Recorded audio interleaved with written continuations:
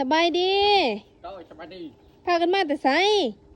โอ้มาแต่หนังมาแต่หน้าเมื่อหลอกตันเลาะอีหยังล่ะแดดนี่ต้องมาเอาเขาไปคอยจะถูกเขาบ่ค่อยจะสูบเบิ่งกระตาเพิ่นก็ได้โอ้ยเฮ็ดคือถูกคือหยังอีหลีเนาะใส่เขาน้ำกินหมดฮะก็น้ำน้ำกินหมดอ้าวน้ำกินเบิดสิไปหาขอยาสูบเอาเขาไปขอยาสูบอีหยังล่ะเอาแล้วกระทุนเอายิงหนุ่มไปมาจังว่าแม่เอาน้ำข่อยมันน่าจะกินน้ำค่อยนะพูดน้ำข่อยอยู่พูไม่ใช่อยากเจ้าชายตกถ้าก็มาใส่หิวเขาหิวน้ำมันจะหนาำตะหน้าแดดนี่เนาะผู้ฮันเด้แล้วติบเขาติบน้ำแล้วเอาเขาไปแล้วจะชูเอาเขาไปเลยยาสูบเสือแพร่กับบ่ใส่เนาะไม่น่าจะถูกขอยบ่มีขอยบ่ได้สูบยาโอ้ยด่านจะมันกี่ทีอะไรเอาบ่ขอยบ่ได้สูบยา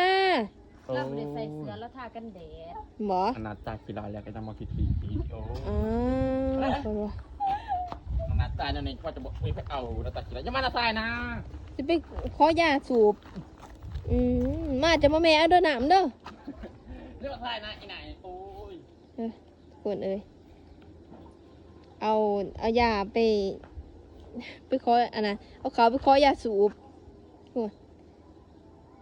เอาก็จะตายอีไหนนี่แหละโอ้ยไปตายแล้วนี่ฮันเป็นยังแหละถ่ายเบิ่งบ่เคยเห็นผู้นุ่งแพร่บ่ใส่เสื้อเลาะตากแดดจะสิบ่ฮ้อนบ่ว่ายังมาถ่ายสนับสนุนซัพพอร์ตบรรทุกแน่อันนี้โอ้ยคือจำน้องบ่วงครับแล้วก็นำบรรทุกมาไม่แต่อันนี้เป็นครีมเนาะครีมน้องบ่วงนะทุกคนเด้อใส่แบบผิวใช้ผิวเนียนอันนี้บรรทุกซอยบอสุกแน่ทุกคนเอ้ยโอ้ยอันนี้ได้ขายไปดัดฟันดันให้นางแพร